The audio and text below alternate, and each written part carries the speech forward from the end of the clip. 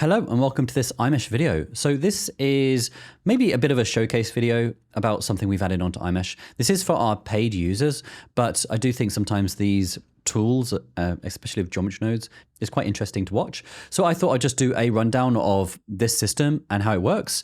And then if our users are also watching this, they can also get an understanding of how this basically works. Now, I didn't create this. This was made by a geometry nodes expert, so their knowledge is far superior than mine. But as you can imagine, this is basically like coding a system. So there will be potential bugs. Now, one of the main problems we had with this whole system is that it uses Blender curves, which are a little bit funky in very specific ways. Sometimes if it believes that the curve should be going a certain direction, but then there's a certain vertex in just the wrong place, it will flip the whole system for whatever reason. Curves are just very, very annoying. This is the best version we could create right now, and I think we will end up making a version 2. But for the best part, you can make systems like this, which look pretty good. So if I go to here, and I can turn on, for example, low poly mode, and because sometimes they're quite slow. So if I go into edit mode, it's going to be is simply an actual vertex extruded, and then it converts it to a curve during the geometry system. So if I bring this down, you'll see this one's a little bit slow. So if I just turn on low poly mode, this is now lightning fast. And if I then go back to, for example, render preview, this will then render perfectly fine. Okay, so this is now rendering, and you can see this now is in full detail. We've also added ambient occlusion on some of the materials so the objects appear like they are part of the same system and they are joined together. But you can see that this renders really nicely and nice and fast. So if I go back to edit mode, you can see that this is simply just a normal object. It's simply just vertices just extruded into whatever direction you want, and then it will just create that whole system. Now this is basically just what we wanted so that our users could rapidly create pipe systems without having to worry about too much. For straight objects, that is going to work best. For curved objects, it's going to work most of the time. If you have something like a T-junction, it's going to be a little bit more difficult simply by how Blender orientates these curves. So over here, if you go to iMesh, we have these pre-made systems for you, and I have tried to include a straight one, a T-junction, and a curved one, all in the same system. So if you did want to create something just like this, let's just turn this on for speed, you can then just edit this one that's already created, and you should know that the pipe system should work correctly. So for example, this one has a T-junction, and for some reason, if you extrude out a point from the center of a curve, for some reason, some of these connectors and supports and everything will just disappear from certain elements and just not work. But for this particular one, I managed to get it to work. So if you do need a T-junction, just grab it from the pre-made system, and then you can just work with that exactly how you need it. Now, the straight one, of course, is the easiest to work with, and it should work most of the time anyway. So how is this created? So basically, if you create just a vertex edge like this, let's actually start from the beginning. Let's just actually create a mesh. Let's go to mesh, single vert, add single vert. Let's bring it over there. If you don't have that, go to edit preferences, get extensions, and I believe it's called extra objects here, and just make sure that is installed. There's an update available. And then if I go into edit mode and just press E, Y on the Y-axis, and then we can see that we have now just a straight edge. Now, if I go to here and click on geometry nodes, and I'm going to set that to be pipe system, which is the one which imports from these pipe objects, and you basically are given something like this. Now, the first thing we need so it actually has geometry is a profile. I have another curve created here. This is an actual curve, so I can convert to mesh, but it is actually a curve. And if I click on this object, I can set the profile to be this one. So now if I go into this one and go into edit mode and scale that, we can see that the whole profile is changing. And then if I scroll down here, we can then add connectors and corner parts, and we can also add supports. So corner parts, let me just turn this off. Corners are basically these elements which go onto the corners. It just adds some nice detail, which I really wanted in this system. And then connectors are basically just going to be these random objects that you can distribute throughout the whole system. So if I go to this object here, I have created a new collection called connector. And what I do is if I actually have two objects in there.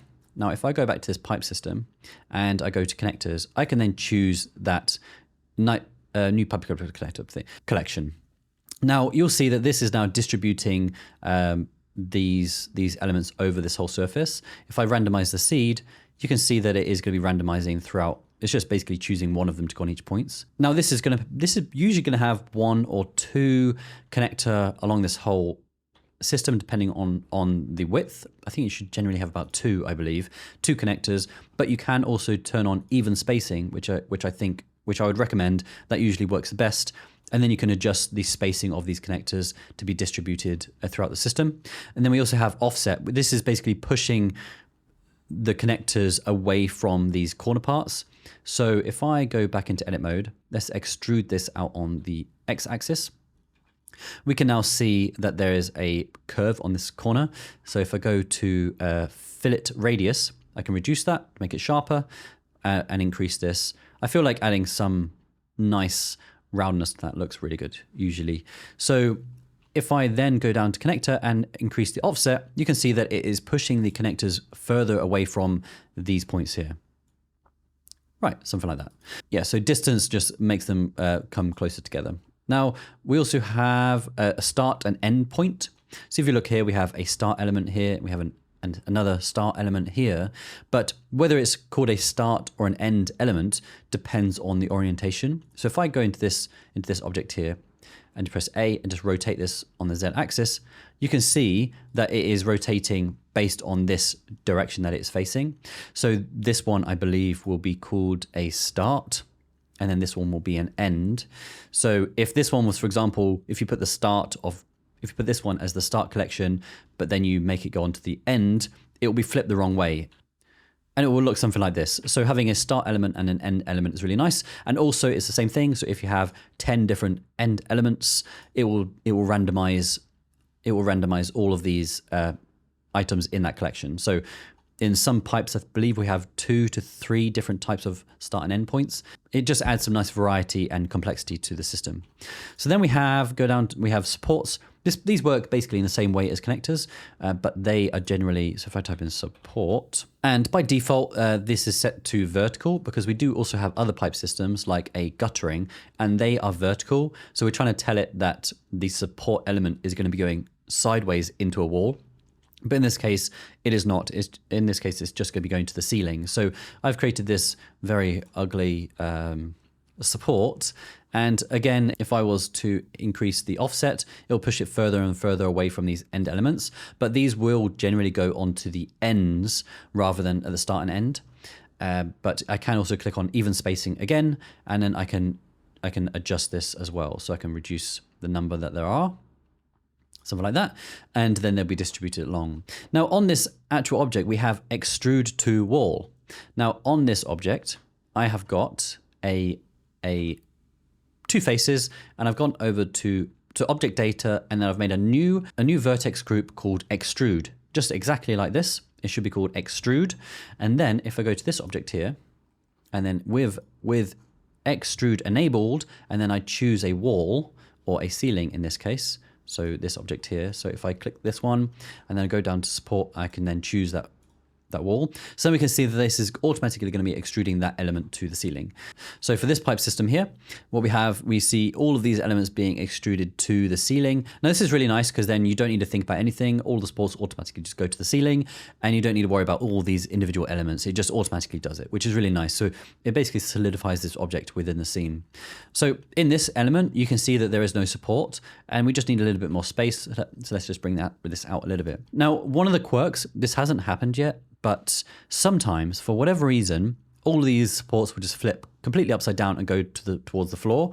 Usually that can be fixed just by adjusting this ever so slightly. Now, just by learning about these geometry systems and working with the person to create this, it made me realize how much I hate Blender's curves, but this seems to be working right now. Now, if I was, for example, to subdivide this, I have this element, and then I want to extrude to become a T-junction. This is what I was explaining earlier. This, for some reason, has broken. And for whatever reason, this side is just not going to work. If I try maybe this side, this one is working for some reason. So something about the flow of the curves is breaking this whole system. I'm not entirely sure what is causing it. So that's why I mean, if you do need a T-junction for whatever reason, just use my pre-made one that imports with the object and you don't need to worry about the flow. That took me some trial and error to figure out which way the flow should be going so that it actually extrudes. But now again, these ones have disappeared. So we do need to just reduce the offset so that they do appear on that element. So that basically is how this is all put together. Oh, and we also have a spiral as well. So this is like, sometimes you see on these pipes, it's a spiral that goes around the whole thing. So I can reduce the spiral width, maybe try 0.07. And yeah, you can basically change that. You can also adjust the spiral resolution. And the spiral resolution is sometimes helpful around these areas because if the resolution is too slow on these corner elements, you get these like jagged edges. But most of the case, it does work really nicely. And like I mentioned, if you do simply just have some real simple pipes that just go straight, or they just go like this, then you're not going to have any problems and it should work most of the time. Now, some elements, for example, this one here, this one is actually, so we have a little plug socket here, but from a ceiling distance, you can't actually see it's a plug, but maybe some company does need some plugs on the ceiling. But you'll notice if I go like here, and you see we have a start point, which is simply like the wire going into the ceiling, and the other point will be the plug. If I select this end point and then extrude that, you'll see it looks fine. If I go select this side and extrude that, you'll see now that this is now flipped, because now Blender has now considers, I think, either this or this the start, and it's now flipped the whole system. It's a little bit annoying, if I'm honest, because it does mean it's sometimes a little bit hard to make this work. But generally it does work most of the time for most things. So you can imagine here you have this wire going along the ceiling, and then this goes down the actual wall, so someone can plug something into the wall, and that usually will look really nice. You can imagine a loft apartment would have something like this because that will look cool. So now, if you notice, this is all happening on like one axis and then two axes. If I was to then extrude this out this way and then extrude down, it now flips. So you can see that this axis is now incorrect because this should now be rotated 90 degrees, but you can see that this is all happening on the same axis. Now this is a little bit hard to figure out, but there's no way for Blender to really understand how a one-dimensional edge should be orientated. Maybe there is a way to do it, and maybe that's something we can try to fix in version 2. But for the most part, for adding lots of complexity very, very quickly to your scene, this should be able to do most of the things that you need. Now, let me get onto guttering, because this one I found sometimes to be quite quirky overall. So let's just add a nice pipe system. Okay, so now we have this guttering system, and I have pre-made this for you so that you can try to minimize the errors that you have, because for some reason, for whatever reason, you get some strange bugs. So if I select this edge and extrude that out, you can see that they have now, some of them have flipped upside down for whatever reason. I can't tell you why. So for whatever reason, Blender believes that the curve needs to be going the completely other direction. Now, if I delete this vertex, which I just created, they all go the right way around. So what I figured out was this pipe system believes that the flow is going this way. So if I was to select this edge, extrude that out, and we follow this direction, and generally it'll work. You'll see that some of them have flipped, but if I just bring it slightly over on the x-axis, you'll see that they do fix. For some reason, depending on the length, it will cause some sort of bug. So if I now extrude out on the y-axis, you can then see that this is now working. So you can imagine you have a building in the middle of this, and the ceiling is going all the way around, and now all the supports are going in the correct direction. So if you do want to add guttering to your object, I do recommend you just use this preset, and then make sure to remember that this is the side to extrude, and then you won't have any problems. If you do extrude from this start side, then you might have some problems. I'm just going to turn on low poly mode because it's a little bit quicker. So you can basically then take these axes out like this and do something like that. Turn them back off again. Now we can see it in all its glory, and this is now working perfectly.